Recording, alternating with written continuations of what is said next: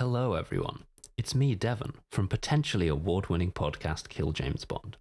And before I let you listen to this hour plus of movie-related podcastular entertainment, I need to ask you to give a little back, to do something for us. We've been nominated for the ITV bCreator Awards Podcast Creator of the Year. Hold your applause. And we need you to help us win it. We need you to go to bcreator.co.uk/awards, select the category Creator Shortlist, and then scroll down past all of these other bozos. Vote for us in the category Podcast Creator of the Year, and then move on with your life. It'll take you just about as long to do it as it took me to describe it just then. The links for all of this will, of course, be in the description. And all I can say is, this episode is free. Please pay us back by giving us the opportunity to make a speech to a room full of entertainment and podcast industry gag professionals. I would like to do that quite a lot. And without further ado, give it up for the theme song to Kill James Bond.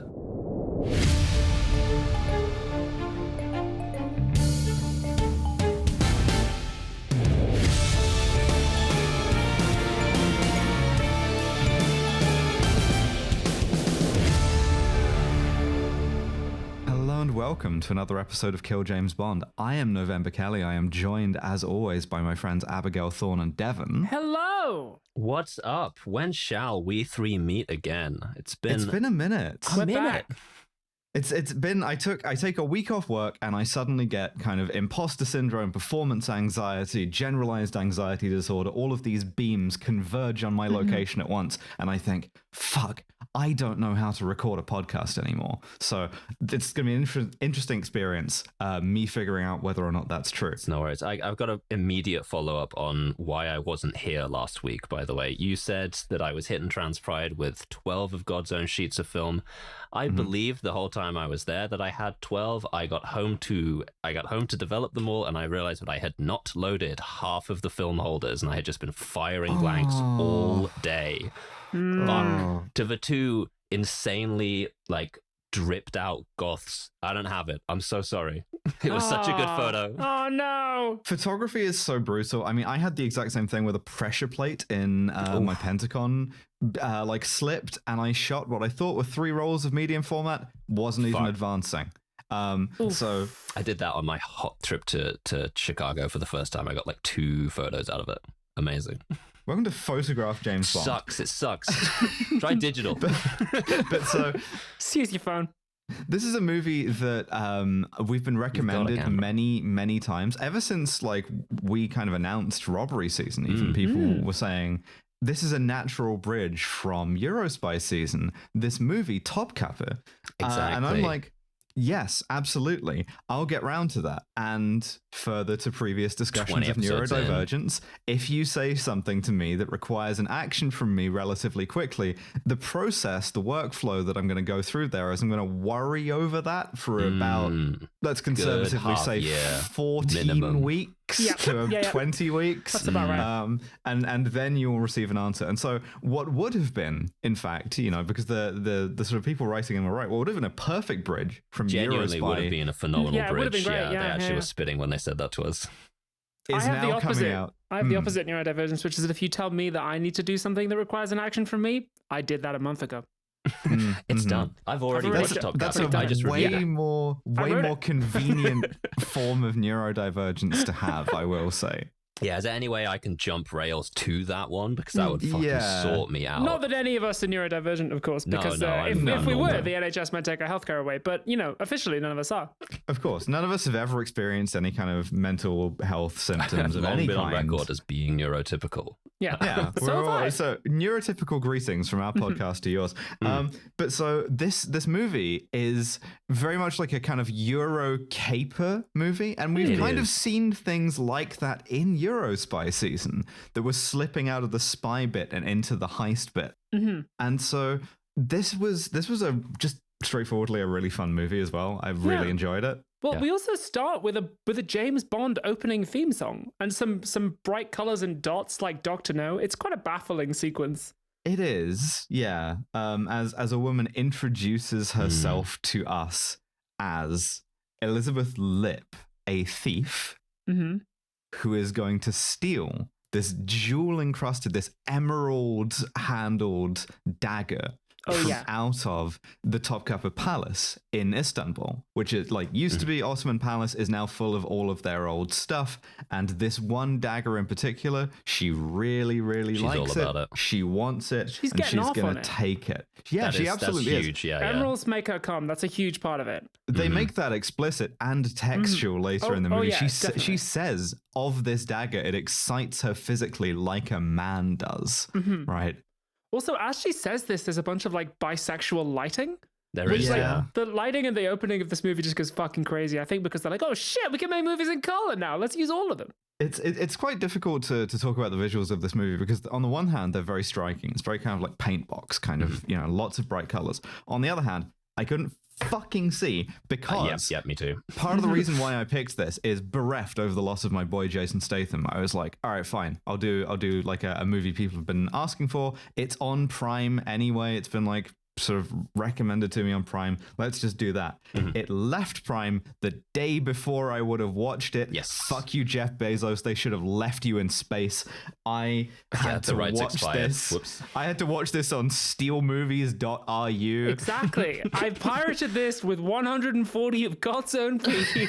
That's as many as you need. I watched it from the fucking Lego dimension. I don't care because I can just INTJ things in. But anyway, speaking of striking visuals. No, I don't want to move things on. I want to keep on this for a bit because yeah. So I was seeing one pixel, but the pixel was beautifully colored, which, this too is Adverse Conditions Film Club. In fact, this is like emblematic of it, right? And I missed 100%. this. It's been a while since we saw the kind of movie that you can only see by going to a site that once you go there, your hard drive starts making funny noises and you're mining Bitcoin for some guys in Siberia and you don't even know about it. And you get that advert that's like, save me, my lord. And it's like, like cunt battle or whatever the fuck that advert is. Yeah. Adverse Conditions Movie Club, baby. I watched this in 480 of God's own pixels on a Russian website uploaded by a guy called Hector Ponturo in 2019 with 1,200 views. Thank you, Hector. Shouts out to you, Hector. Saved the podcast today. Truly Troy's greatest warrior. This is why, I mean, you know it's... You know it's bad when the subtitles are like have ads in them, and mine also did. Yeah. So this lady introduces herself. She says, "Advertise anything here. Open subtitles.com." Yeah. And then she says, her name is Elizabeth. And speaking of striking visuals and beauty, this woman reminded me quite strongly of your wife, Nova. Interesting. Yeah, there is something. Honestly, I didn't get this. Older, obviously. She's older than your wife and not as good looking, but. Something of the Gwen about her. Yeah, I was wondering why I was so drawn to her. But yeah, I think it's the white hair. It's the white hair and the kind of like the sensual feline nature. It's very very sexy. Interesting. Thank you for mentioning my wife's sensual feline nature. My wife has a beautiful sensual feline nature as well. Sorry, I want that on the record. Sorry. All right, all of our wives have beautiful, sensual. No, I'm not married. I'm talking about your wife. I'm Alec Baldwin in The Edge. I'm like, and your wife's pretty cute too. Like, trying to plot to kill November and take her wife. I need her for the podcast. We have to explain at this point to retain listenership that we're all single and saving ourselves for the listener. Of course, that is true. Absolutely. That is true. So yeah, the other thing is it's this bear pit? No.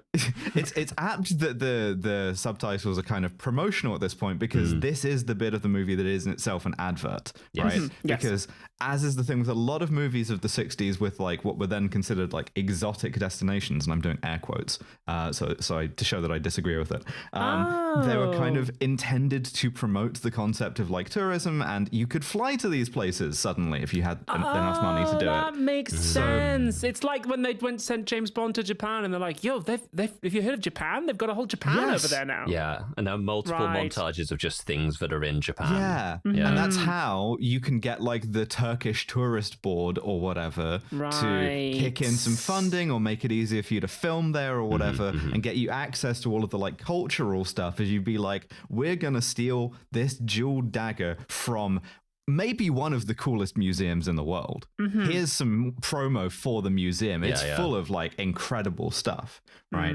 So that's why you get the kind of, that's why it opens with the like Tom Scott voice, I am here in Turkey, right?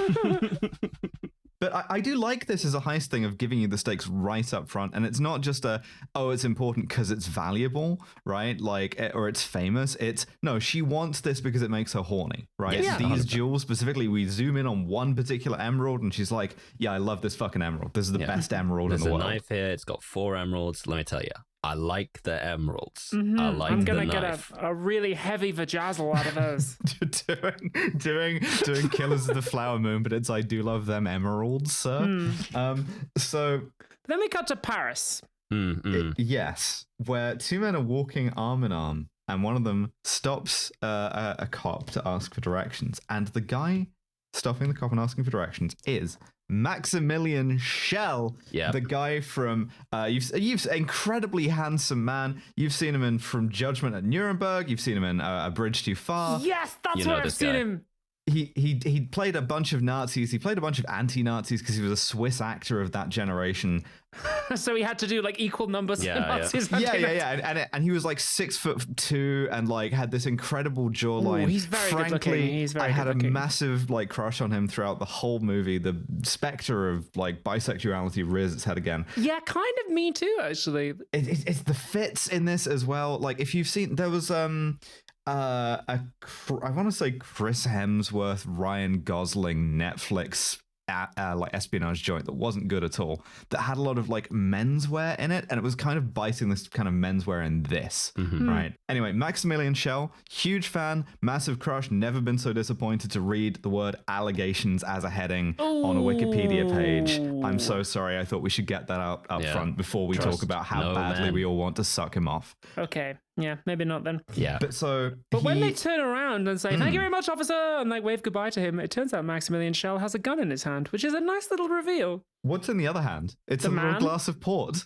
Oh. He has a little glass of port in his other hand while he's just genteelly kidnapping this guy and robbing him. I mean, he eventually, like, he puts him in a cab, and in order to put him in the cab, he, like, stows the gun in the sort of handle, and the guy reaches for it, and he just kind of casually, like, slaps his hand away. Yeah, he's like, don't. This is Good, more it's really good. Bond-like than some Bonds, It is, I yeah. would venture to suggest. Yeah, it's Definitely. very cool. Then he tells the taxi where to go and then tosses the gun inside. They didn't used to have, like, safeties for that either. You could have just killed that She guy. just blown that guy's dick right off. Yeah. Still could if it was a sig saw. Elizabeth is here to recruit this man, Walter, whom she knows of old. That She they are old appears in flames. a maxi-length all-white outfit, and I think there's a white fur shawl too. Devastatingly sexy. And she's like, up to your old tricks, Walter. I can't do the voice, but she has a very sexy voice. It's a real shame that they don't let evil women wear fur anymore. Like even for the evil woman, that is now sort of like a step too far, and I think that's a grave shame. You know, we used to have Cruella de Vil's in this country, and now we don't. My opinions on fur have been made known on the podcast before. But she says, would you Except like to no substitute. would you like to come and do a crime and also in my pussy? And he's like, yes, I would, for old time's sake, like to come both of those things. Yeah, he does ask whether it's business or pleasure, and she's like, well, you know, both. It's me. Yeah. It's both. It's a knife, but the knife is pleasure. And She's so into she gets knife play. Yes. He gets the briefing in her immaculate apartment. She's got a bunch of illustrations and models of the dagger, which I thought was just a fun affectation, but we'll find out later actually serves a very important purpose. But he's the thief, or like he's like the planner, essentially. Yeah. And he has 3 rules, right? Like the transporter: plan meticulously, execute cleanly, and don't get caught before, during, or after. And at this point, I'm very taken with this. This is delightful. Oh, I'm 100% locked in on this movie at this point. Yeah. He's like, listen, the second we steal this, the cops of the world are going to unite against us. Like we're going to need people who they don't have files on. Exactly. We need amateurs tonight. Yeah. We need people without jackets. It's like, okay, fine. So then they throw their champagne away and then fuck, which I love. Waste of champagne, but fine. So the next bit's going to be an assembling the team montage before it was even really a thing. Oh, I was going to say very diabolic. Very diabolic is what I was going to say. I do like that he even uses the phrase policemen of the world unite. Yeah, which that's is quite I think about that a lot. nothing to lose. Your fucking politics. We're putting together Yeah, a fuck team. What are we going to need? We're going to need a British pervert. That's right, because 100 fucking percent. the next shot is a kind of terrifying taxidermied cat automaton shuffling hellishly across a floor. Yes. It's fucking Dead Space monstrosity. Yeah, and Walter's like, hammers for this thing. I brought you to the man who made this terrifying cat automaton. He's the best cat automaton guy we've got. He's also a sexual deviant. Like, Operation Robert failed? Robert Morley here playing Cedric Page, our pervert for the movie. he's not really giving it the full pervert. He's just giving it a little kind of like, more. it's a little bit gay, but that's about as pervy as he makes it. And I don't want to suggest that those two things are co-located intrinsically, merely in the minds of the 1960s film writer. Definitely. He has all these clockwork gadgets. He's like Willy Wonka for clockwork. He's got all these kinds of gadgets around his house. That's not what I clocked him as. What I clocked him as was the second he's like, oh, here's my tea tray that like moves itself. I'm like, this is Posh Wallace. This motherfucker is Wallace off of Wallace and Gromit. Wallace. All right, yeah, okay. I dread to think what he did to the corpse of Gromit. Well, I mean, replacing Gromit with like a robot has been one of like normal working class Wallace's sort of like things for a long time, right? Well, I He's guess so, always yeah. seeking to do that. But so I was Automate Gromit? yeah. It's just all the fixed capital that's bound up in the mecha Gromit. I was one of the most vindicated people alive because I looked up this movie on Wikipedia after I saw it, and I saw that Peter Sallis, the voice of Wallace, was like, yeah, it's a Wallace and Gromit movie. The Wrong Trousers is based on it. What Sick. more do you want me to Really? say? Whoa. I Oh, hell crispened yeah. potato snacks the existence of a Wallace and Gromit Topkapi connection. Amazing. Pretty You good. have to Amazing. say we're the best to ever do it. So anyway, Posh Wallace. I genuinely believe that. No, Yeah. I was just sat here being like, this guy's like the British Kirin Jindosh from Dishonored 2. This guy's a Clockwork Mansion, baby. yeah. That's what I was there for. He's like, all right, here's the problem.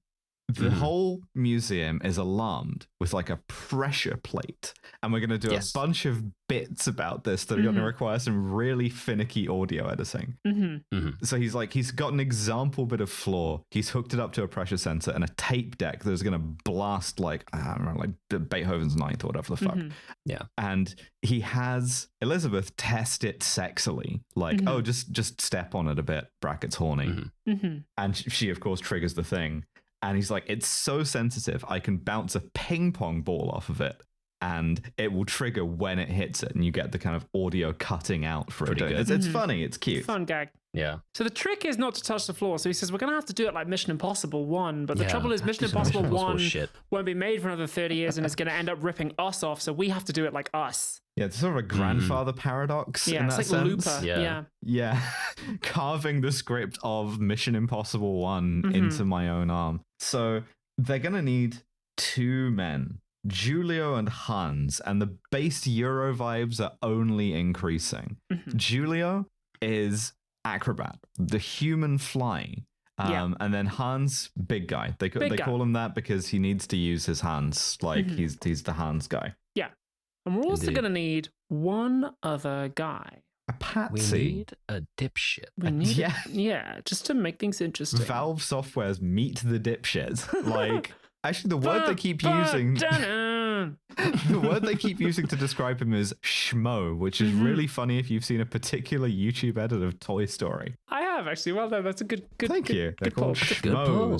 schmoes. This is Peter Ustinov, It fucking is and all. one of the best to ever do it. We love Peter Ustinov. Peter Ustinov, who is working in is this kind of border port town in Greece as a like a short con artist, and tour guide, presenting himself as a historian, kind of dining out on Englishness. This performance is so fucking good. It's kind of like the only actor who I think alive now who could possibly approach a performance like this would be Tom Hardy.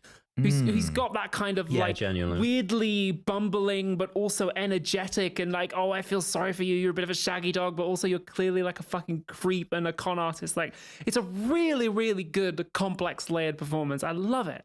We see him steal the like miniature sort of RAF pilot wings out of somebody's luggage and like put them on his lapel to try and lend himself a bit more respectability. And he tries to kind of like hustle tourists with this kind of blustery. Like, the English love this kind of thing. As he's putting it on, it's like the English put a lot of stock in this. We see the hustles getting less and less like well thought out as well. Like, he's got a little like plate of these like, this is an archaeological find I just found, I'm an archaeologist, and like he's just walking up with like tourists and they keep like blowing him off, so he'll turn around and just start walking next to the next tourist and be like, hey, I got this plate, you want a plate? They get less and less convincing too, to the point where at the end he's trying to sell like dirty postcards to a sailor and he can't even do that. But so when he hit the last one, he just like goes up to a guy and goes, I'm cheap, and the guy goes, no. Which is really the portrait of like failure. And so he runs into Walter and Elizabeth, who are pulling like, we are rich tourists on vacation. We saw you from across Europe and we like your vibe. It's interesting that you mention this because the whole heist crew ends up acquiring quite a polycular character over the course of this movie. Definitely true. Not least because Elizabeth wants to fuck everyone, and Walter and both she and Walter are like the horniest for each other any two people have ever been. That's Elizabeth's sensual feline nature. Yeah, in a very kind of like loafers, no socks, European kind of way, if you follow me, like a lot of very tight polo shirts. Anyway, they sort of like approach Peter Ustinov with a kind of job offer, and Walter's like, meet me at the yacht club later, which leads to one of my favorite lines in the thing where he goes to his like Greek compatriot who is helping him hustle and says, off home now, girl, and iron the tie. And then we see him in the next scene and he's got a tie on. It's really the tie. This guy's character's name is Arthur Simpson, which means that every time anyone addresses him by surname, which is always, you will be thinking of the like Homer Simpson scream, Mr. Simpson. Which he kind of is a bit Homer-like in this. A little bit, yeah. But later at the yacht club, there's a Lincoln Continental parked outside. It's kind of quite nice convertible. And Walter says when Simpson rocks up, he's like, hey, I will give you $100 to drive that across the border to Istanbul to this particular hotel. No questions asked. Don't fuck it up. Yeah, to deliver it to a guy called Mr. Plimpton. And you, like, I will know if you steal the car. And Simpson is very obsequious, right? He calls him sir a lot. And he's kind of like, obviously very nervous about this, but he takes the money in advance. And he agrees to drive it into Turkey. And he does now. I mean, so Walter does check like, oh, there's no problems with like your passport or anything. And Simpson's like, no, of course not. You know, in a very blustering way. Drives to the Turkish border, gets stopped by the Turkish customs. They search the car and then they go, why do you have an Egyptian passport? He spins them this incredible yarn, which we at the audience clearly know is bullshit. It's like, oh, well, technically I was born in Egypt, but it's this very sort of like Boris Johnson quality. It's like, I was born in Egypt, but my father was in the army and my mother was Egyptian. I identify as British. My father was a colonel, of course, but you know how it is. And he just spins them this kind of like Taylor bullshit.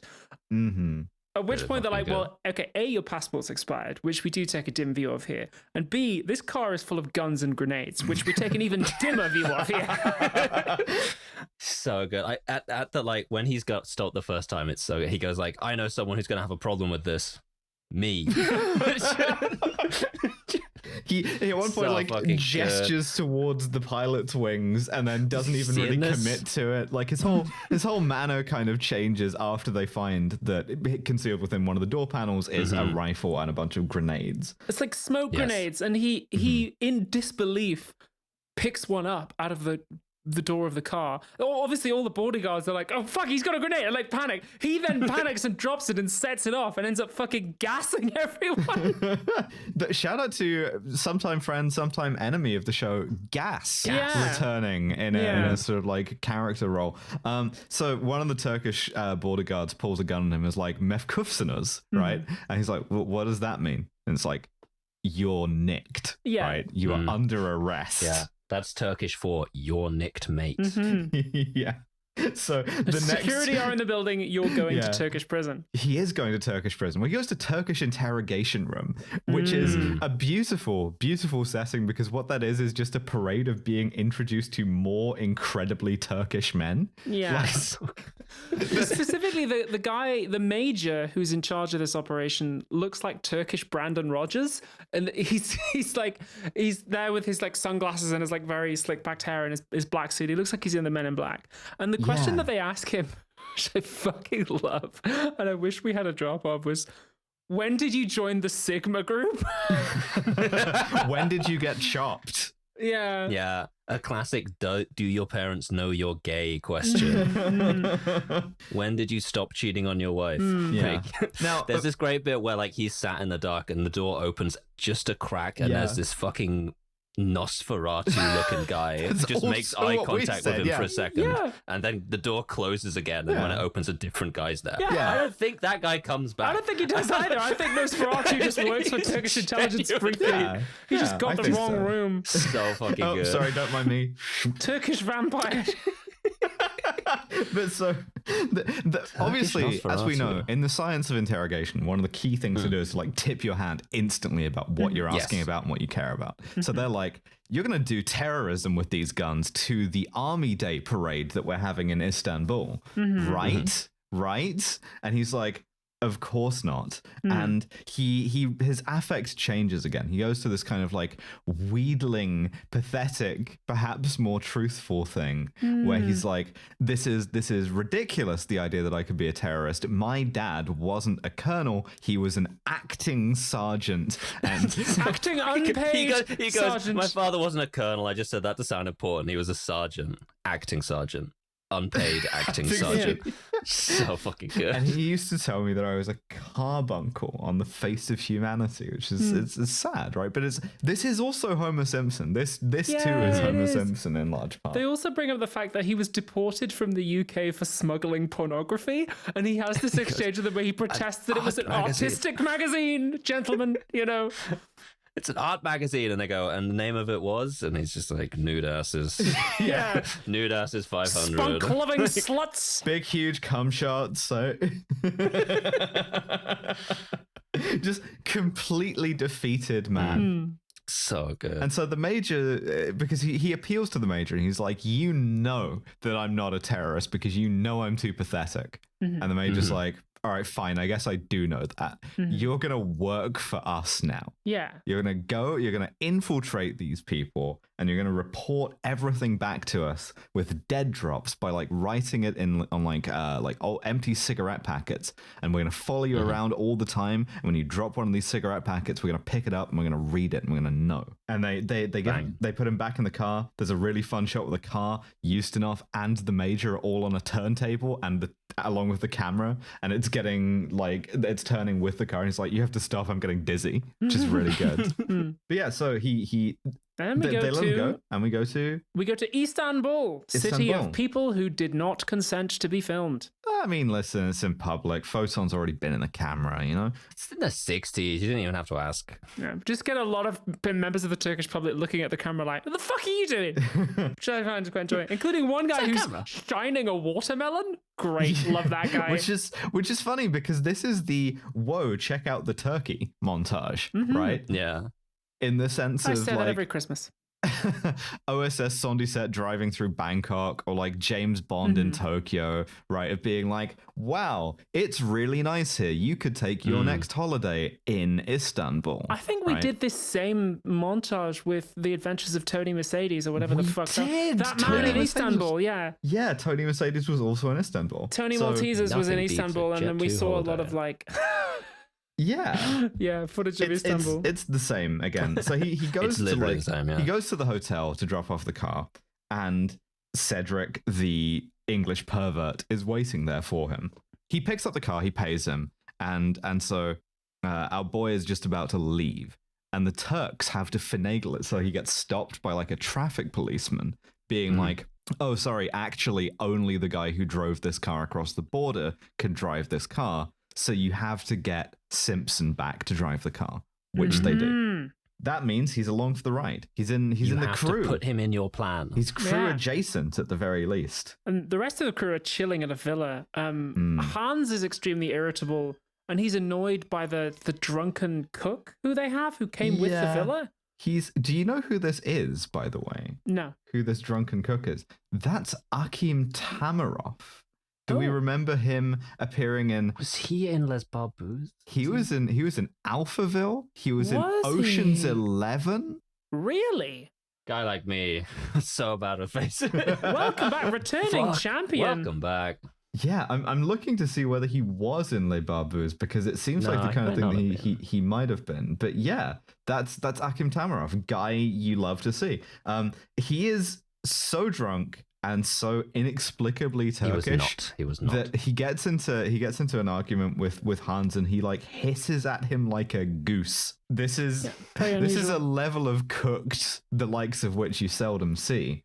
Incredible. He's giving kind of like Torgo in Manos, the Hands of Fate. He's like their cook, their housekeeper, even though they don't want him. He came with the villa. I pulled up this guy's biography on Wikipedia, right? And it's so crazy how like one generation back you can read a line like, Tamarov's accepted birth year was 1899, although in at least 2 instances this appeared to be different. You could just lie. We don't know when this fucker was born. No. We have no idea. That's crazy. We don't know when I was born either. That's true. That's true. Early 2000s. I'm just thinking about how good it would be to like rent a villa by the Bosphorus for the entire polycule. Like, I think if you pool the money, surely a polycule can afford to rent a villa. I mean, you can do that. A drunk Turkish guy hissing like a goose at us is worth it.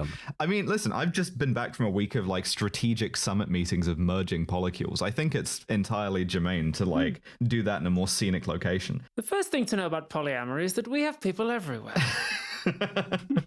Forrest used that expression. So Giorgio is their acrobat. He's also mute, which we learn at this point. Yeah, this is a real, like, it's that the guy, the amazing Yen from Ocean's 11 just basically fucking ripped this off. Like, he's a mute acrobat guy. Well, I know the amazing Yen wasn't actually mute, but... More offensive to make him practically mute by virtue of being Chinese. It's kind of like, swap out the disability and like, Steven Soderbergh being like, I know, being Chinese. But so...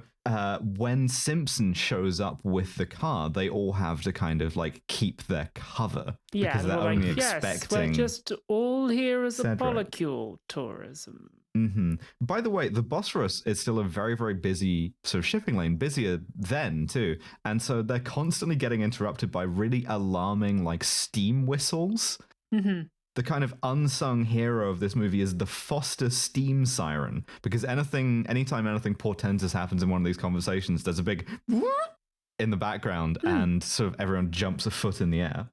Also, at this point, Elizabeth has chrome stiletto nails. Love it. Just make a note of that. So he is introduced reluctantly to the crew, and Walter has to be like, just meet our like incredibly drunk Turkish man. He's going to fix you up with a room and some food. And so they're eating in the kitchen. I mean, I say eating. It's more like, join me in a glass of warm ouzo. And we had another one of the lines of the thing, because this is a movie partially concerned with Englishness, and Englishness is a kind of fundamental unseriousness, right? Which is correct. Yeah, absolutely. But is also camouflage, like the kind of English people are so silly thing is like, well, we're silly until the moment we kill all of you, Yeah. just like visibly patting down pockets for own gun with which we are about to shoot you. Oh, sorry, excuse me. I'm just so clumsy. Any second now. But so the Turkish guy's like, are you a foreigner? Because I hate these motherfuckers because they're foreigners. And Simpson is like, foreign? No, I'm English. Right? Which works. This works on the guy. He's English. English. English is a kind of Turkish, is a position this movie kind of takes, which also Fantastic. Boris Johnson, I guess. Yeah, it is very Johnson-esque. And this very drunken Turkish cook says, I don't like these guys. I think they're Russian spies. And this is kind of the ravings of a drunkard, but we see that Simpson more or less takes it seriously. And he actually writes that in his dead drop. He's like, I have proof that they are Russian spies. Yeah. Which I love. So he does a little bit of eavesdropping because upstairs, later that evening. Oh my God. Upstairs, Elizabeth is turning on pink lights, Now here's a playing scene. soft music, and wearing a red ribbon choker. She's also changed her stiletto nails to red, which very impressive to do that in an afternoon when like you presumably had other shit to be doing as well. And she's doing like lion play shit, which I've never seen. She's just like, yes, Walter, you're a lion. Now come here and I'll be the queen of the jungle and you be the... It's like, yeah, it's fucking great. I love it. The lion does not concern himself with Peter Ustinov eavesdropping outside. He is like idly Peter whipping Ustinov, her. also lion. Yeah.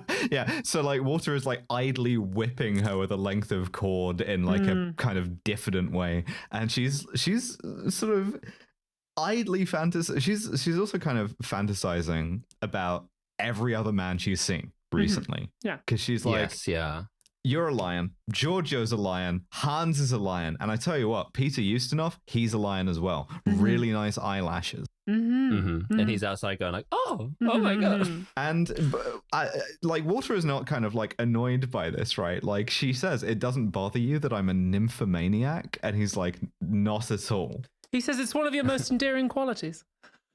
I mean, come the fuck on, dude. This is polyamorous representation in like 1961. Yeah, it's great. I love it. Yeah. So Ustinov Simpson outside is like eavesdropping on all of this, and we see he's very taken by the fact that she is into him.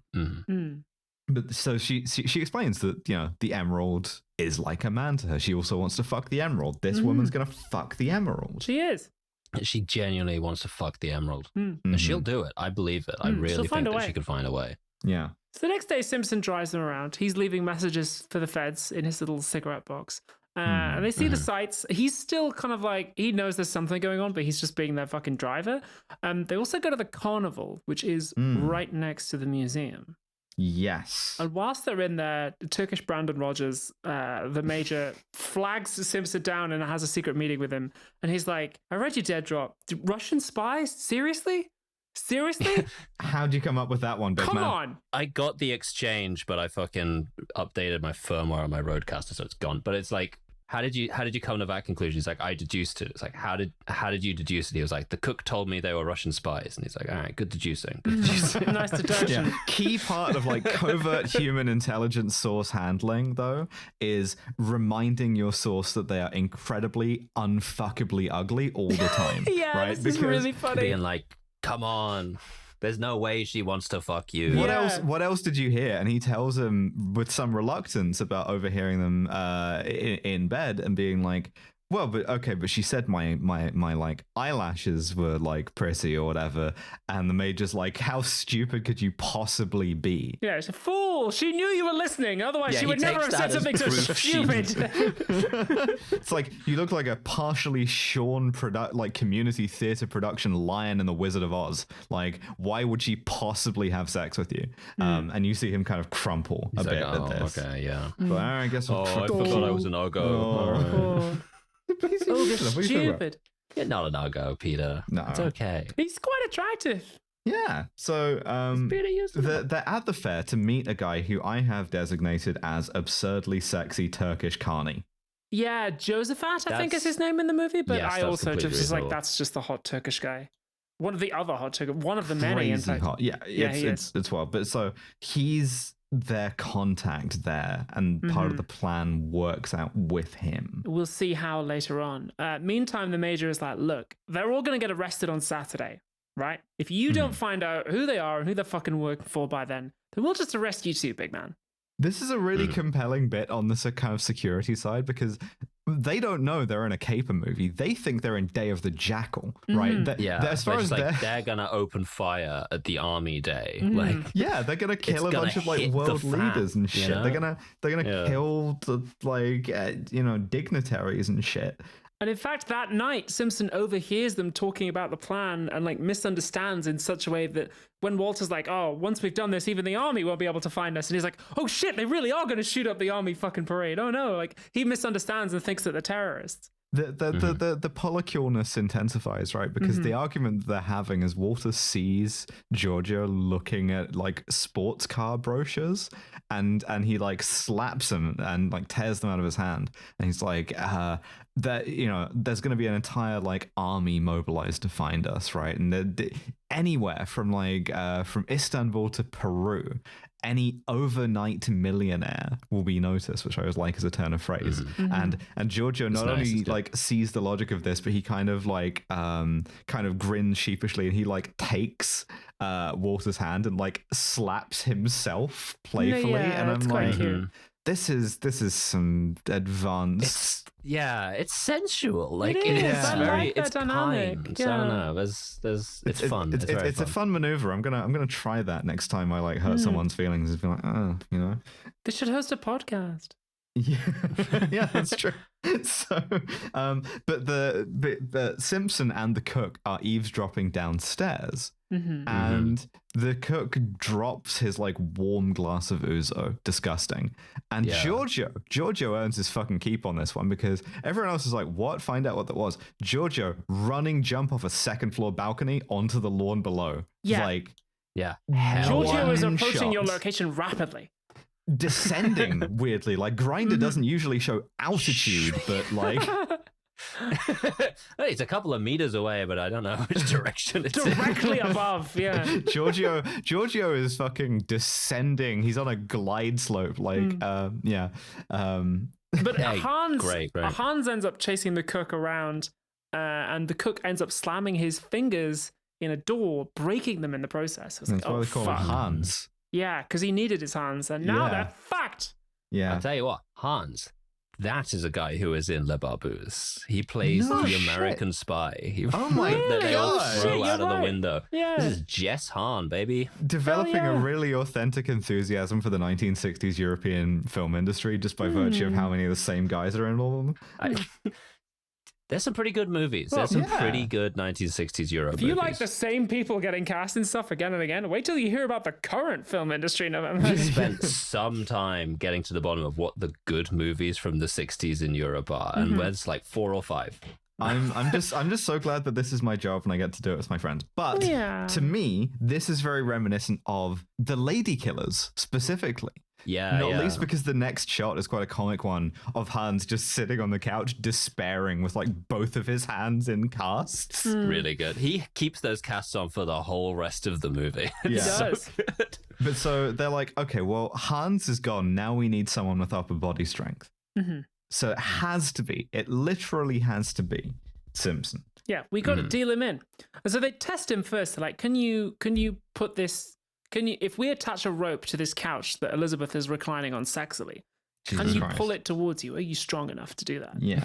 And he tries and he isn't. And she tries kind of motivating him by yelling at him, and it doesn't really work. And so then she changes tack to motivational femdom, right? Yes. And this works very well. Yes, it does. This would work on anyone, I feel. Yes, it would. So. Yes. I think she so. Fucking purrs at anyone him. on this call. Essentially, feline woman being like, you can do it, I believe in you, but in a horny way. Yeah, it would work. Like, stop jerking on the thing, stop yanking it, one hand over the other. Take your time. Holy shit. All of the others are watching right? them do this in, again, the most polycule coded way I've ever seen in my fucking life. The only part about this that does not read as a polycule is that 2 of them aren't working on a film camera at that moment.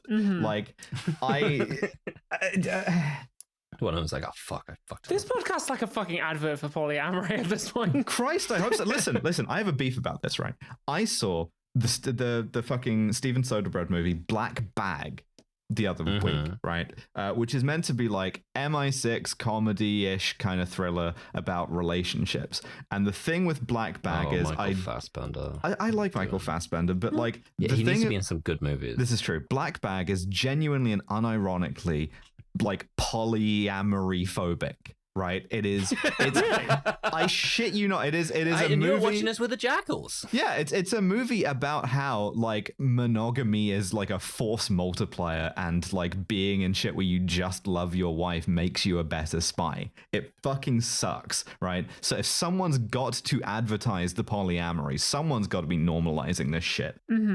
But so she, in the course of motivating him, Elizabeth kind of reads him as a character and says, you're a clever man, you could have gone far, but you always played for small stakes, right? Like he's a schmo. He's like easily manipulated, but by the same token, easily underestimated. And that's the kind of like, that's the Englishness here as well.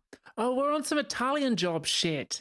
It's about like, oh, this heist says something about the nature of England, aren't we? Yes. Yeah, absolutely we are. That's made the movie worse in retrospect, but okay. Yeah, sorry. But he does it. He there's some England in it, unfortunately. It's a shame. She says, remember how I had a bunch of drawings and models of the dagger in my apartment in scene 3, which you weren't in? That's because I've created a fake one. It's made of like glass and shit. We're going to swap the daggers. Nobody will ever know. And the way we're going to do it is we're going to do it like Mission Impossible, which is a movie that will come out in about 30 years. You're going to lower Giorgio down from the roof. And like, you can do it if I kiss you. And he's like, yeah, okay. Yeah, and in this moment, Simpson becomes the latest recipient of the much neglected Brian Cox Memorial Studies in Intelligence Award. Yes. Because he goes... he fucking does. Well, that's great. There's just one problem, which is Turkish intelligence think that Is you're 100% terrorists. on to me. Yeah. He doesn't even mean to say it. He's like, oh, but Turkish intelligence think you're all terrorists. And they're like... You what, mate? They're like, sorry, can you say some more about that right now? You mind elucidating that point somewhat, My big man? brother in Christ, what were you doing at Turkish intelligence? I was talking to Turkish intelligence and they... Because it seems like you've just done something that's Turkish stupid. It was a covert polycule.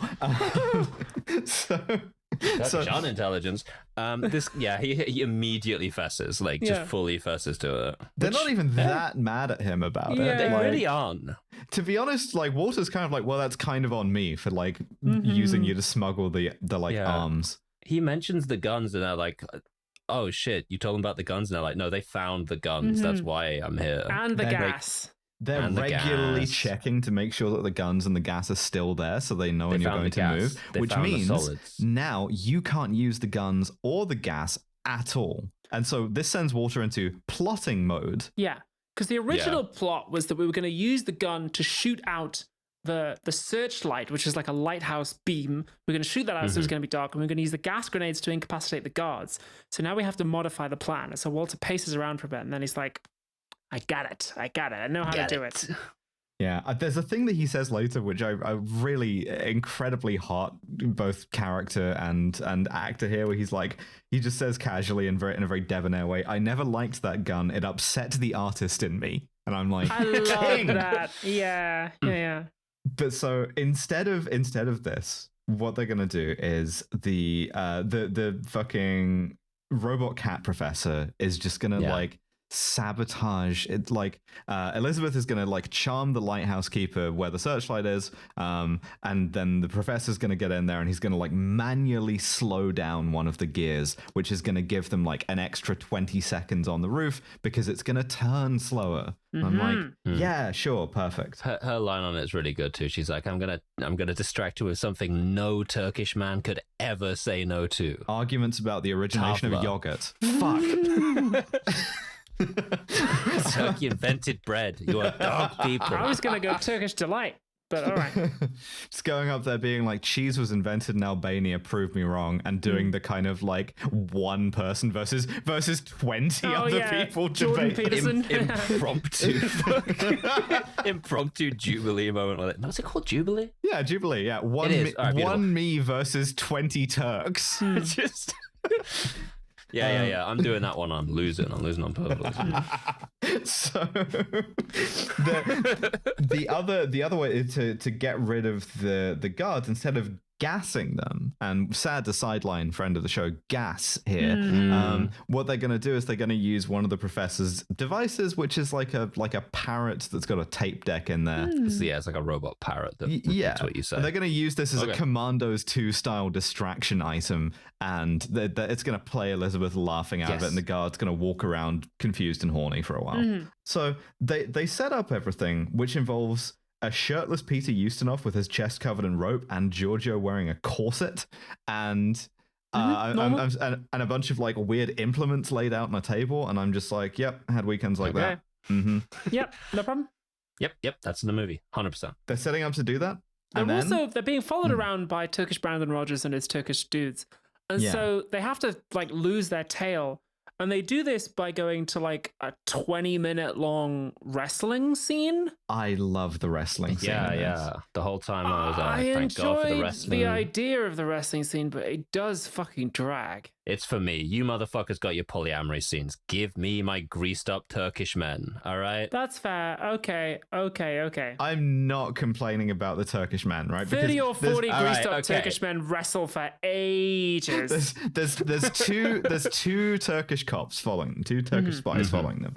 And when the big lads come out, everybody's thrilled. No one more than these two guys. Yeah, right? they love the wrestling. Yeah, the big lads get oiled up, and two things here, right? I can hook this back to the polyamory because Elizabeth is getting like visibly aroused by this.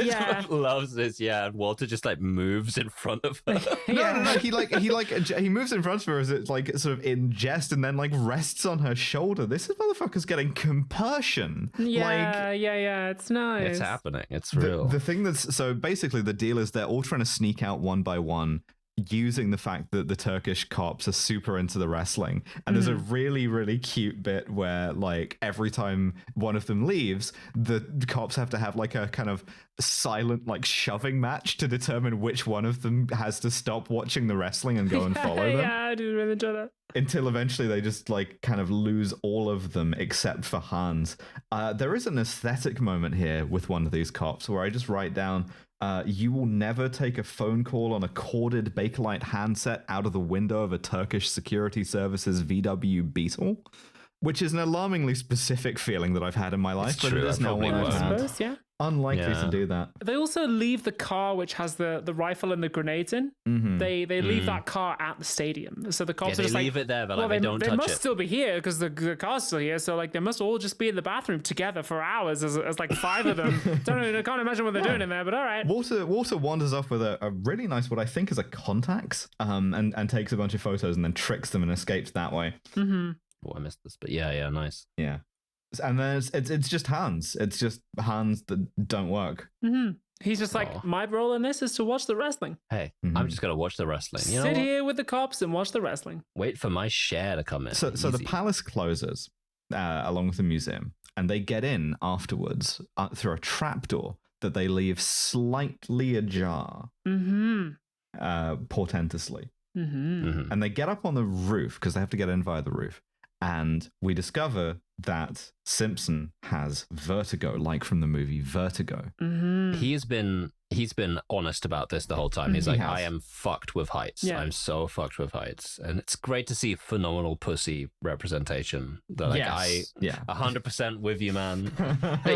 Heights are fucking scary. What if I fell? Yeah, absolutely. Think about that. That's fine. Think about that. Yeah, that would hurt. They do a cool kaleidoscope thing when he's like looking over the edge. Yeah, it's really good. Yeah, but so they have to go over the roof, and they get him up on the roof, and they're like, okay, so we just wait until it's dark and cross over. And he actually stands up for himself for the first time. And he's like, I will not go over that roof in darkness because I will fall. I do like that Walter tries to reason with him by being like, well, in the dark you won't be able to see that it's high up, which is like masterful work. But yeah, no, he insists, and so Walter, having no choice, is still very affably, mind you. He's never really ruffled in this movie at all. No, he really isn't. Which I really quite like. Preserves the hotness as well. Is like, all right, fine, we'll just do it in the daytime. And so you get a pretty tense, actually. Yeah, it's quite tense. roof shimmying scene and just like getting mad at the inventor of domes, because this is a real like roof, it's a real Turkish roof. It's got a lot of like overhangs, gables, domes. I'm not mad. If anything, I'm grateful to the guy who invented dome. We owe you so much.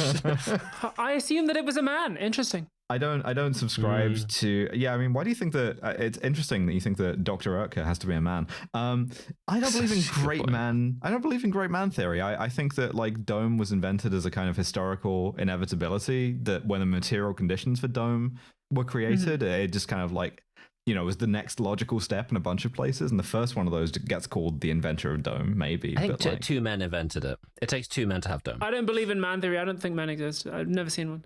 Okay. That's why they're so lonely, because there aren't any of them. The woman theory of history, where there aren't any men. There's no men. It's all women. Yeah. Been women the whole time. Okay, yeah, I'm down with that. Men are a story invented to scare women. I do just really need the listener to interrogate why they automatically assume that Dr. Urtka of the frozen pizzas is a man. Captain Birdseye could be a woman. Because that's right. Well, no, neither of those are women, because you can actually see both of them. In Dr. Urtka and Captain Birdseye, you can actually see the mascot on the package, and they are I'm just both looking men. up Dr. Urtka right now. Why shouldn't Captain Birdseye be a woman? Women. Okay. Well, by the way, I believe women can do anything. You can't fucking see. I'll tell you this for free. Google Dr. Urtka right now. That is a picture of a woman. let's also not get into what Dr. Urtka Yeah, did if you're during listening the to war. this right now, if you're driving, just hold your phone a little bit below the window so no one can see it, and just Google Dr. Urtka real quick. Damn, you're right. You got my ass. That's abroad. That's abroad, baby. I can tell by the Holy ungainly fuck. gait. Yes. so they get over the roof, right? The company was founded by a man. Yeah, a man, and I think Nazi, unless that was the next generation. Anyway, why do I know so much probably. about Dr. Urtka? I'm on the German Law Wiki fandom, Dr. Urtka right now. Fucking kill myself. So there's one like sort of tense bit where like a guard sees the trapdoor that they've left ajar. And then just kindly closes it for them. Which is Well, quite the nice. thing is, I gotta say, kicking stuff back into place has to be one of the It's good. greatest perks of being a security guard. Yeah, he just gets mad at it and stamps on it until it's flat, which is just great. Amazing. So then they wait until night, and we get honestly the scene of the movie, or set of scenes of the movie. Yeah, fucking good. this is where Really genuinely tense, very sort of tense. thriller where we know that Simpson is just about strong enough to hold the rope, but they do the bit from Mission Impossible. Yeah. Right. No music. The whole thing is like completely unscored as they like lower Giorgio down to the window, and he has to like saw through the bars. There's some tension of like, oh shit, the cogs can't be slowed down in the lighthouse, so it's like the beam is moving slightly faster than normal. But like, it's gorgeous like pair of shots where it's like his face and then the wall where you see the spotlight moving too fast, and it's like because they're not distracting the like lighthouse keeper quickly enough, and the professor isn't able to like touch the thing quickly enough. And of course at the last second he's able to, and just like holds it back. But it's like genuinely it's tense stuff. And it's like really masterful. And there's also some really slick acrobatics as well. Like he has to like cut a window grate open. That window grate has to be like held up by one rope, pulled out of his way as he kicks out and slides in under it. And that's done in one take. Yeah. And it's really good. Yeah, it's so incredible. fucking good. This scene makes the movie, like this scene is one of the reasons the movie's definitely worth watching. Like it's really good. Yeah, it's new images, which is all I ever want from a movie. Like it's the Italian Job thing again of like, hey, you want to see some shit you've never seen before? Because even though I've seen Mission Impossible, this is still some shit I haven't seen before. Yeah. And there's a moment when so he gets inside and he's being lowered down towards the case which has the dagger in it. There's a moment where he nearly slips, and I genuinely put my fist in my mouth. It was so tense. I was like, oh no! Like, it's so good. Being aware of like, It's so fucking good. it makes you very aware of all the specific like operations that need to happen. Oh yeah, it all happens in real time.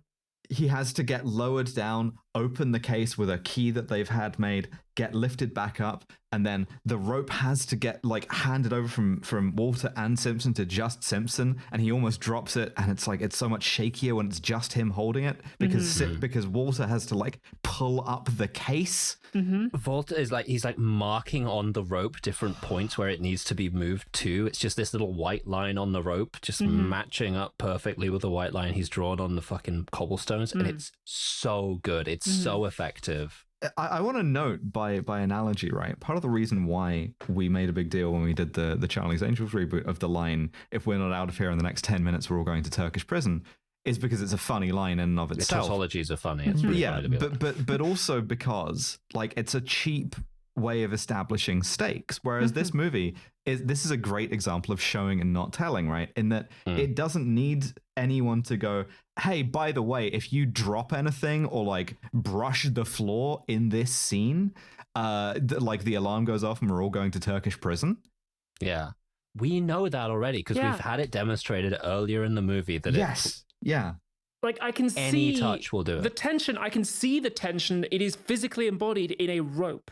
Yes, yeah, and also because I know how gravity works, I know where the tension comes from. It's Hitchcockian. Yeah.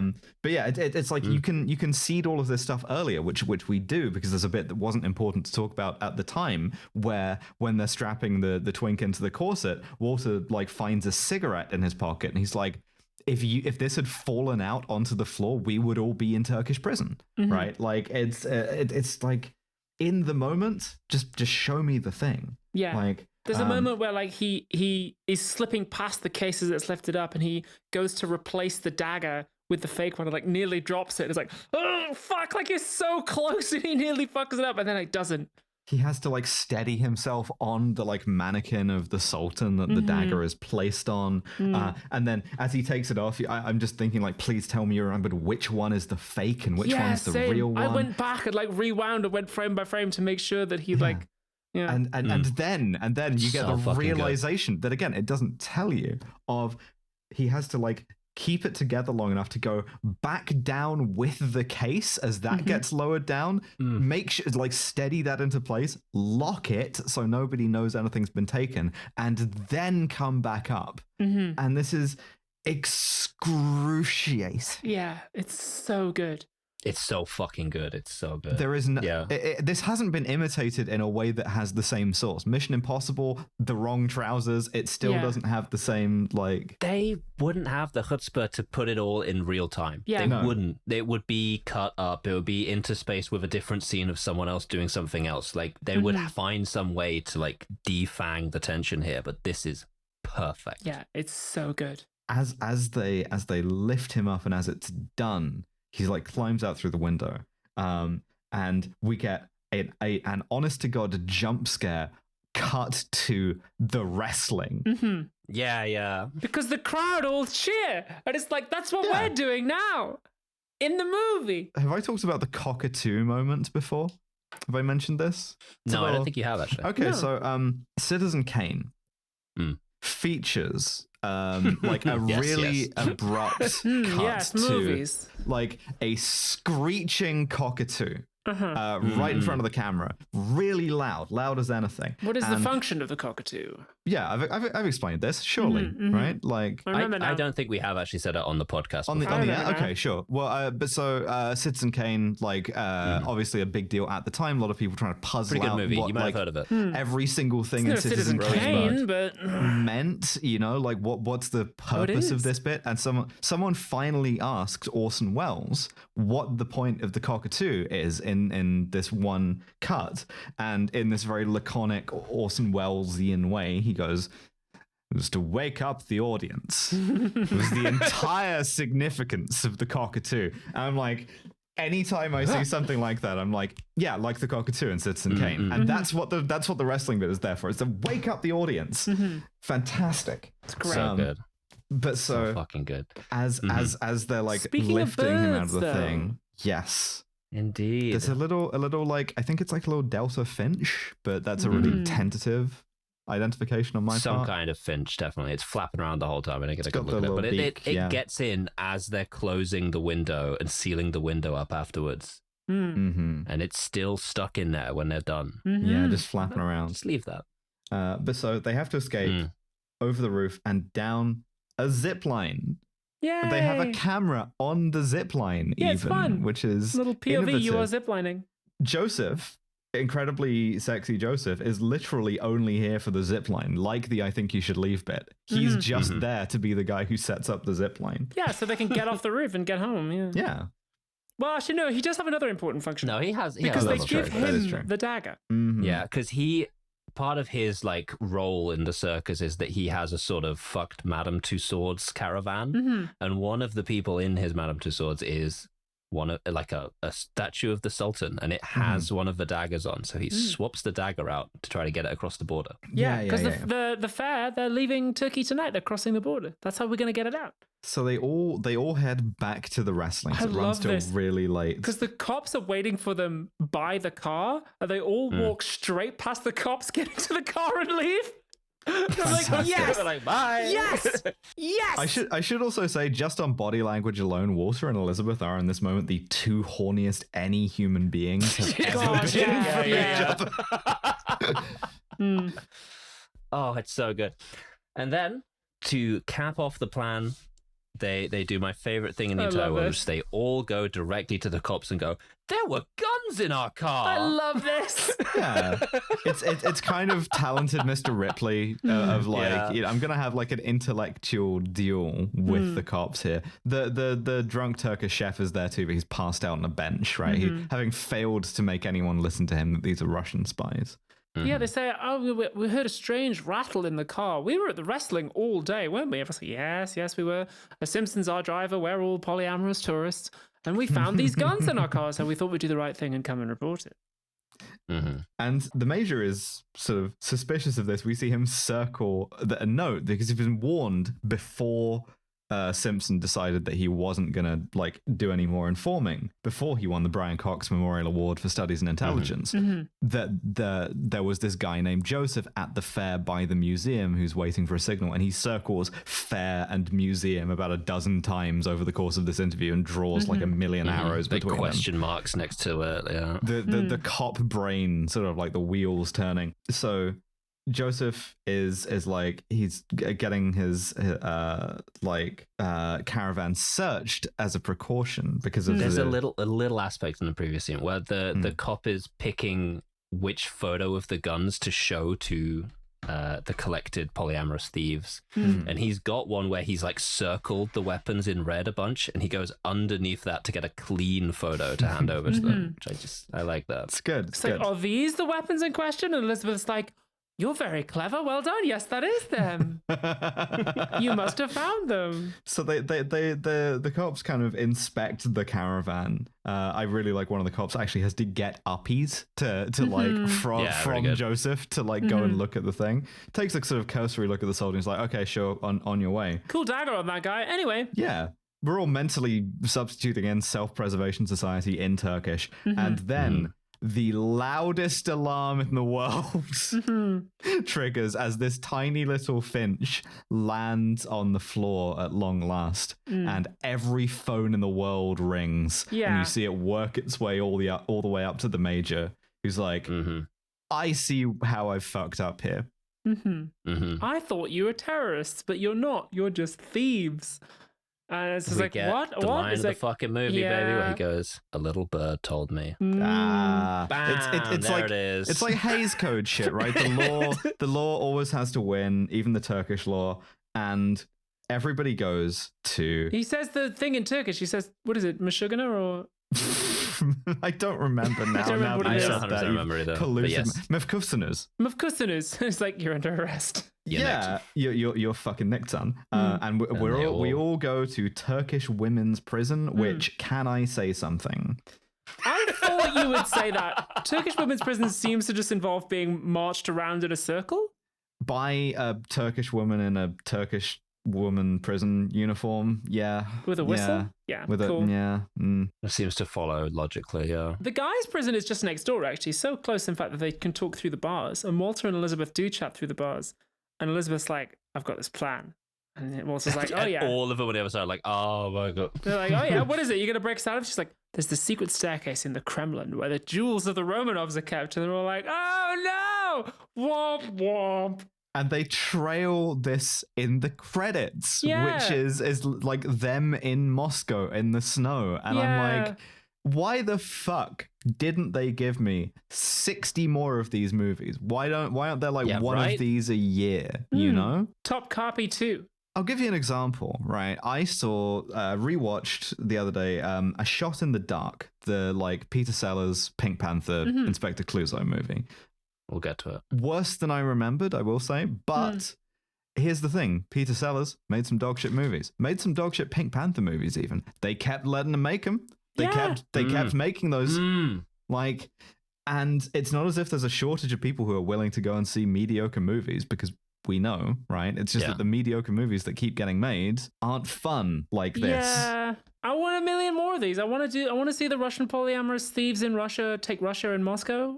Yes, yeah. I want to see the polyamorous thieves go to Atlantis. One of the key reasons why we need to institute like Woke 2, you know, the MENA sequel to Woke is obviously I miss when brands were tweeting like, you know, trans women are women or whatever to no effect, but I miss it. But MENA, crueler politics. That's what we're doing. Yeah. I want to see like the National Hockey League tweet from the official account that trans women mog cis women. But like, besides that, I also want to see, like Bud Light being like, you're actually not allowed to drink our beer if you've never sucked dick in your life. But like, I also want the polyamory movies, right? I miss that level of cultural wokeness, and now it's just fucking Sydney Sweeney or whatever. It sucks. No shade against Sydney Sweeney. She's a good actor, but like, it is interesting that like I've had this conversation before with your girlfriend, whom I've never met. Of course. About like how some people just get a real bee in their bonnet about polyamory and how there's a really strongly negative reaction to it sometimes. People just get real mad about it. Not everyone. I will find that some like cis straight monogamous people are just like, oh wow, that's really cool actually. In fact, I was talking to the makeup artists recently on the thing that I've just been filming about you, November. Because because I was saying, something about like my girlfriend's wife. I'm gonna have drinks with her like at some point, and like they were just like, what the fuck? And I was like, you know, bringing out a diagram and shit.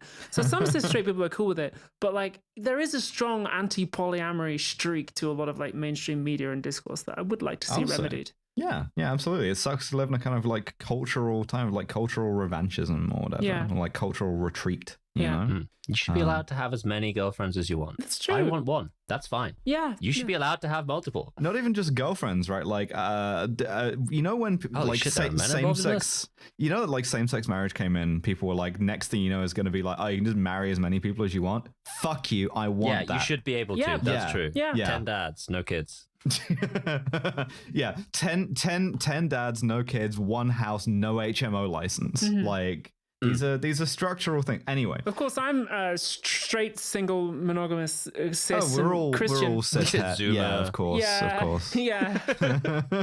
And I write for the Independent or whatever. Yeah. But I just love my American Eagle genes. I would never dare to access pornography or potentially Spotify or Wikipedia from the UK. No, I would never do that. I certainly wouldn't use a video of Gary's mod pulling faces to get around it.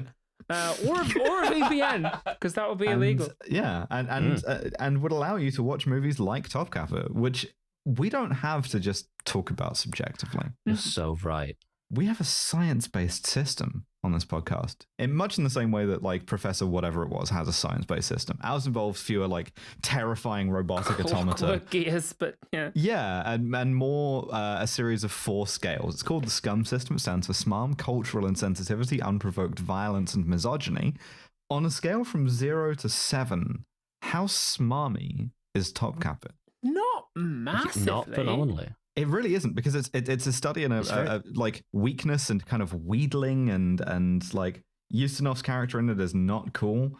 Walter is cool. and he is quite smarmy, but like I do want to fuck him. So that's his character, though. It's not really the movie so much as like that's just what his character is like. Yeah, I think. agree. Well, how serious is the sort of Preeti Ustinov as a synecdoche for England in this? I feel like it doesn't. I don't think it says an awful lot about that. No. It's definitely there, but not to the extent that it wasn't the Italian Job. Oh no, it doesn't wear it on its sleeve anywhere near as much as the Italian Job does. I think it has something of like national character. Like Elizabeth is always talking about like how Swiss water is, which I guess just means being like chill with polyamory. Which shout out to the Swiss, I guess. Yeah, I don't know, not hugely. The only thing I can think of is that's like a laugh line for the audience that's smarmy is on the zip line when like Simpson's about to go first. He's like, I suppose you push me off the roof, right? Yeah. And Walter goes, of course not. I would never do that, and then pushes him off the roof. It's a kind of smarmy laugh line, but that's about it. Like, I think that is it. I've been trying to think of anything. Yeah, 2. Is that maybe even worth 2? I don't know if 2 is. I think 2 might be too harsh. Yeah. That might be a single smart. I'm outvoted, but at 1 it is. Cultural insensitivity. I don't feel like it says anything bad about the Turkish, which it very easily could have done. It's kind of a commercial, actually. Like it's check out some cool stuff they've got in Turkey. They've got culture and wrestling, and the wrestling is portrayed as being sick nasty. Is that guy who plays the major Turkish, though? I feel like that's an important thing to... Yes, millions. I feel like that's an important thing to figure out, because if that's a white guy in brownface... That is... Which is a real risk of movies for this era. Born in Muğla, died in Istanbul. That is a Turkish man. Yeah. He's Turkish. They got a real... Count it. Let's go. Easy. Hell yeah. No photos on his fucking page at all. He's on Turkish Wikipedia only. Like, all right, that's pretty good, especially considering the movies of this time. Fuck, I'm struggling to think of anything. Well, a Turkish drunk, maybe. I don't know. Turkey presumably has drunks. The two like security guys following them are both Turkish actors. I mean, Akim Tamarov is like Armenian, but like. Yeah, but like, I'm not thrilled with him as a kind of like depiction, but it's also just kind of like Western town drunk vibes more than anything else. Like, it's not implying anything about Turkishness necessarily, I would say. Yeah. I feel like I've seen that character in like saloons or in like Shakespeare and shit. Like, that's a guy. Yeah, for sure. I mean, there is a kind of semi-racist joke about Chinese food in the Paris scene. Oh, yeah. Where Elizabeth is like, oh yeah, it's like, wait an hour and you're hungry again or whatever, which like, fuck you. But not other quite than sure that, what that's even supposed to mean. Classico. Yeah. It's not even particularly like it, but like malicious exactly. Yeah. It's just I don't even get that joke. 1, 2? I could do 2. 2 maybe. Unprovoked violence. And here's the thing. There's not a ton of that either. Yeah. This is developing in an interesting way. We could be onto one here. Unprovoked violence. Is anyone killed? No. They don't. They find out about the gun and then they don't use it. They weren't going to use it to kill anyone to begin with. Exactly. But they use it to shoot out a light, and it is like that's described as still bothering the guy who was going to use it. There's no unprovoked violence. I don't think there is any. There's a little bit of a slap at one point, but that's hardly like. Oh God, is there any? There better be some misogyny. I don't think that's misogyny. It's 1, but only for the slap towards Giulio, I think. Yeah, that's true. He did slap an ally, but like that's genuinely, I'm fucking clutching straws. The movie doesn't ask us to endorse that though. Like, it doesn't really like. It doesn't punish Walter for it any more than it punishes anybody else. It creates conflict and they make up for it. Like, I don't know. I feel it's not like it's like slapping a woman, That's true. That is true. He does slap a disabled guy, which he shouldn't do. Okay, 1. Put it down as 1, but like even that is kind of a stretch. Misogyny. Well, okay, so misogyny. There's 2 women, right? One we've barely talked about because she's so unimportant to the plot, and that's Vula, who is Simpson's kind of like confidant, right? Oh yeah. She doesn't get to do anything. And then Elizabeth gets to do a lot, but is a kind of, admittedly, as we say, like sort of feline grace, but also sex powered, right? Like, yeah. Which sure, that's a type of woman you can be. It's not the only one. It is. It's also nice that she's an older lady. I do like that, actually. It is nice. Like, consider this. Yeah. If they made this movie now, would they cast an actress who was that old? She was 44 when she was cast in I this. asked the question again. If they made it now, well, exactly, if they made no. it now, would they cast an actress who's that old? I don't think they would. No, absolutely not. They would not know. I don't think they would. No, I don't. I really don't think so. Wow. Okay. So, I mean, by the way, it's Melina Mercouri. We've not actually said the actress's name at any point, but fantastic, looking amazing. Incredible performance. Like, she was Minister of Culture in the Greek government in the 70s. The fuck? I think she must have sure. been her reward for making this film. Hot dog. Hell yeah, good for her. She died of lung cancer like all bad bitches. Okay, yeah, nice. Fucking hell. Smoking. Yeah, sure. It'll do that. She was one of the founding members of PASOK. I don't know what that is. What is going on? They're like essentially the Greek Labour Party. Like, yeah. Hell yeah. You know what? Fucking go off, Girls Melina. rock. Girls rock. The no men theory. 2 points. Nothing. For what? There's not more women in it doing other different kinds of being a woman. Yeah, I get. There could be more women. There could be more women, there could be more women. I think it's got to be a 1 or a 2. I think 1. I can't justify the 2. It's not actively woke. It's certainly not actively woke. Like but it's so. But we do have it's not very offensive. an objective system. Yeah. Okay. And that objective system has given us a grand total of. Wait, Abigail. no, we haven't decided whether this is 1 or 2 yet. This is all come down to let's, this. let's say 1. We'll say it's 1. Yeah. All right. In that case, that gives it a total score of 5 points, which means this is now tied for the best movie that we have ever seen on the podcast. It fucking is. Holy with shit. The Quiller Memorandum. Which is also a fucking banger of a movie. Okay. Yeah. Oh my We're god. getting good at this. Tied for first place. And in second place, it's The Bourne Identity. And after that, there's like 4 movies on 7. There's a couple of 7s, we take a suggestion from the crowd and they nail it so hard they show us the best movie we've ever seen. Yeah. Fuck. This we and should the do that Quiller more Memorandum, like we should like create a sort of Hall of Fame list of bangers, like Kill James Bond recommended movies list. The Kill James Bond no skips. And we also get to award the Brian Cox Memorial Award in Intelligence to Peter for the Ustinov? first time in ages. Yeah. And I don't think we have any Kronsteins. I don't think we have any good nights necessarily. No, I don't think so. So that's Topkapi. Jesus Christ. There we go. Hey, Best movie we've ever that's seen. a good movie. It's a good Check movie. it out Absolutely. on Amazon 2 weeks ago. Check it out on moviefuck.biz. Enjoy watching that on God knows where, whatever adverse conditions movie club Scan takes you. your face and watch it projected onto the side of a donkey's ass. Our next bonus episode is, I believe, Abby's pick for religion season. Yeah, baby. Religion season continues. More satanic baby. Abby movies. We're going to watch the Arnold Schwarzenegger vehicle End of Days. Arnie versus Satan. Who will win? The winner becomes governor of California. I'm so excited. Well, I mean, given the current governorship of California. Anyway, thank you so much for listening. Please subscribe to the Patreon. Our next mainline episode, I don't think we've decided yet, but it'll be something good, I think. It'll be something good. And we will see you. Subscribe to Patreon. Vote for us on the thing. It'll be in the doobly-doo. The bCreator thing. The doobly-doo, yeah. Do vote for us. Like that's coming up, and it will be very funny if we win. They made us RSVP for this shit. Do you know how much I hate RSVPing for shit? A lot. So please. Yeah. I'll be fashionably late. I'll be sitting there when they announce the nominations, like Lenny at the award show bit, just like If it's not us, we just leave. Yeah, exactly. We're gonna RuPaul that shit. If we don't win, we're leaving. Jesus. I thought we were winning. I don't know why the fuck I'm here. Thank you so much. Thanks so much. Goodbye. We will see you next time. Bye, everyone. Mwah. Thank you for listening to yet another episode of Kill James Bond.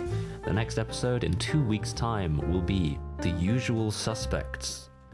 But if that is simply too long for you to wait, then we do have a bonus feed on patreon.com/killjamesbond, all one word. You could sign up today for as little as £5 a month to get access to our entire backlog.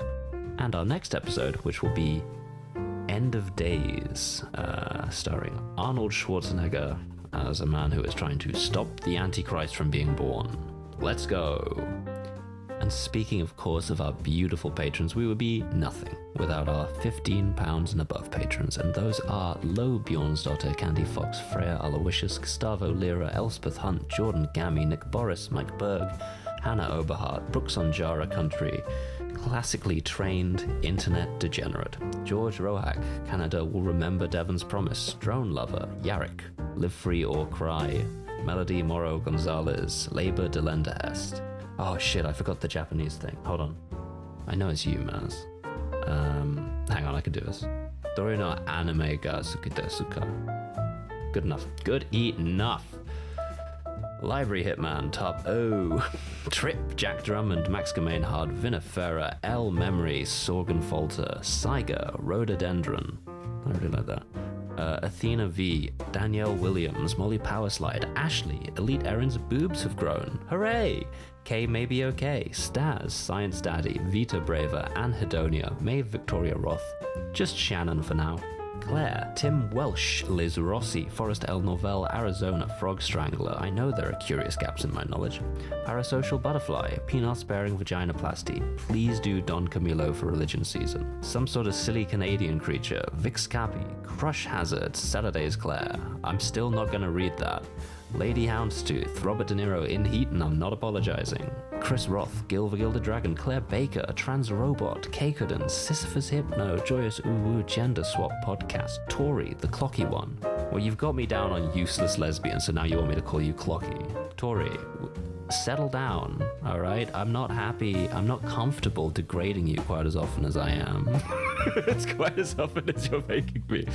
Annie Ruby, aka Big J Wets, Anya Top, Meat Popsicle, Finn Ross, Cayenne Belladonna, Defiant Gender Disaster, Devon needs to stop being so sexy, Cosmic Parking Lot, Gay_rat, Krista Swisher, Daniel, Britain, April, Commander Freddy, Slut Kevin, Envious Envy, Mortran, Anya Shenanigans, Lady Ariane, Rope Trick, Clarification, Clairvoyance, Julia Coke, Obsidian Polymer, Alex, Casquatch, Noblesse Oblahai, Seng Shen, Liz and Ash of the University of Florida, Woolscott, John 2089, Isopod Gal, Delta Echo Victor, The Duck Whisperer, Wolfie is Normal, Philippa Smith, Normal Again, Al Irving, Carriad, Josh Simmons, Abigail, Loz Pycock, Pandora, HJ, Magpie, Mistress Angela Aylis, Turfs Eat Shit and Die Alone, Lauren Bastin, Misidentified Lemon, Can't Fucking Spell.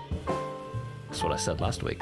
Talkative Tiger, Emily Queen of Slothsney, Modern Trans Girl and Ebert, Zoe Shepherd, Cassandra, Robert Greensmith, Ahmed Contempt, Valeria Beneficia, Local Lesbian, Bob Witch, Meryl is not a vampire, Groundhog, and then an ellipses, and then Queerness is Stronger Than Prions, and Tiny Lily. Thank you all so much for being Patreon supporters of the show. While I'm here, Matty Lubchansky, friend of the show, we're all three hosts, frequent guest, co-host on No Gods No Mares, has a new book out, Simplicity. Please check it out. There will be a link to that in the description as well, because I just finished reading my copy, and it fucking goes crazy. Kill James Bond is, once again, all three of us back together. November, Abigail and Devon, our producer, the wonderful Mr. Nate Bethea, our podcast art by John DeLuca, our website is by Tom Allen, and I will see you next time.